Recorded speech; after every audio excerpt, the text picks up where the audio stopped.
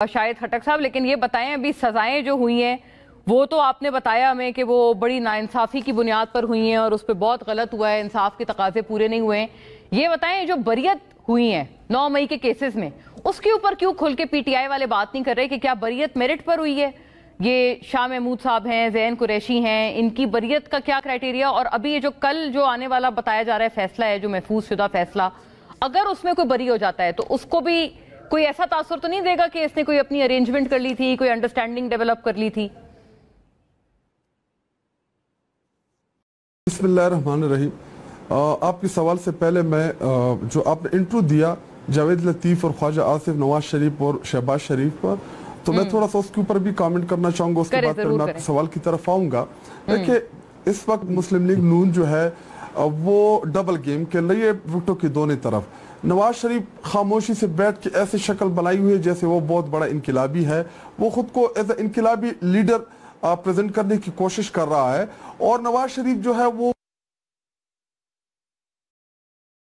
الگ الگ ڈیوٹی، دونوں نے الگ الگ محاذ سنبھالی ہوئے ہیں، باقی یہ اندر سے سارے ملے ہوئے ہیں۔ ان سب کا ایک ہی کام ہے کہ مل کے کھاؤ، ایک ساتھ کھاتے ہیں اور اس ملک کو لوٹتے ہیں۔ ابھی جو چینی کا سکینڈل آنے والا ہے یا جو آ چکا ہے، اسی طرح جو گندم کا سکینڈل، اسی طرح اور بھی آگے چیزیں آئیں گی، تو اس تمام ایشو کے اوپر ان کا اتفاق ہوگا۔ ابھی رہی بات 9 مئی کی، دیکھیں 9 مئی میں یا آپ یہ فیصلہ تو عدالتوں نے کرنا تھا کہ ایک بندہ جو وہاں پہ موجود نہیں، اگر آپ شاہ محمود قریشی صاحب کی اسپیسیفک بات کر رہی ہیں تو شاہ محمود قریشی صاحب 9 مئی کو ہاسپٹل میں اپنے زوجہ کے ساتھ کراچی میں موجود تھے، تو وہ تو فیصلہ بات نہیں آ سکتے تھے۔ اسی طرح اگر آپ عمر ایوب کی بات کریں گے، عمر ایوب 9 مئی کو ہری پور میں موجود ہے، سزا ان کو فیصلہ بات میں ہو رہی ہے۔ تو جو فیصلے آ رہے ہیں یا جو ٹرائل ہو رہی ہے تو وہ بالکل انصاف کے اوپر مبنی نہیں ہے۔ دیکھیں جو انویسٹیگیشن آفیسر ہے وہ عدالت میں کیا جمع کرا رہا ہے کہ جی مجھے پولیس والے نے گواہی دی کہ میں میز کے نیچے چھپا ہوا تھا، عمران خان صاحب اور ورسز ایکس وائی زیڈ یہ 9 مئی کی پلاننگ کر رہے تھے، تو یہ تو ان کی انویسٹیگیشن ہے۔ تو جب ہم ہائی کورٹ جائیں گے انشاءاللہ یہ نل اینڈ وائڈ ہو جائیں گے، یہ فیصلے بھی جو لوور کورٹ کے فیصلے ہیں ہم اس کو ہائی کورٹ میں چیلنج کریں گے، اور ہمیں توقع ہے کہ عدالت اس معاملے میں ہمیں انصاف دے گی۔ دیکھیں ہم اس لیے کہہ رہے تھے کہ 9 مئی کی آپ فیئر ٹرائل کریں کہ جو بھی اس میں ملوث ہو آپ ان کو بے شک سزائیں دے دیں، لیکن اگر عمر ایوب یا زرتاج گول یا دیگر حامد رضا صاحب جن کو انہوں نے سزائیں دی وہ فیصلہ بات میں موجود ہی نہیں تھے،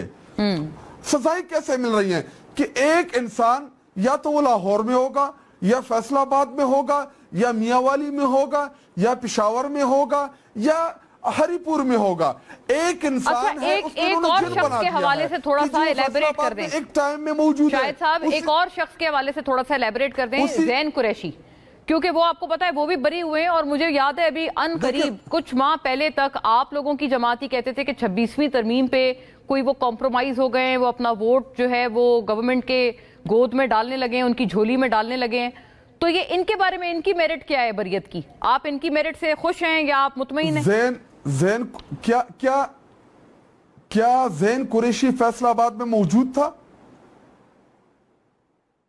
وہاں پہ موجود تھا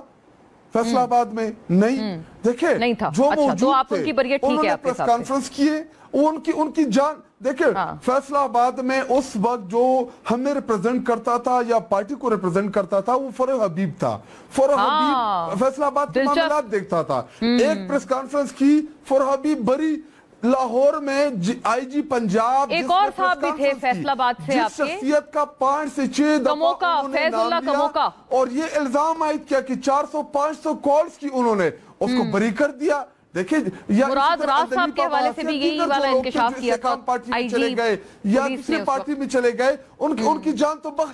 بخش دی گئی، لیکن جو پارٹی کے ساتھ اٹیچ رہے، جنہوں نے اپنی کمٹمنٹ دکھائی عمران خان صاحب اور تحریک انصاف کے ساتھ، اور ان کو انہوں نے سزائی دے دی۔ تو شاہد خٹک صاحب آپ ہی کے آرگیومنٹ سے آپ نے کہا جو لوگ کمیٹڈ رہے ان کو پھنسا دیا گیا، تو زین قریشی تو کمیٹڈ رہے نا، انہوں نے تو پریس کانفرنس نہیں کی لیکن وہ بھی بری ہو گئے، مراد راز صاحب کی طرح، فیض اللہ کموکا کی طرح اور فروغ حبیب کی طرح۔ دیکھیں مونا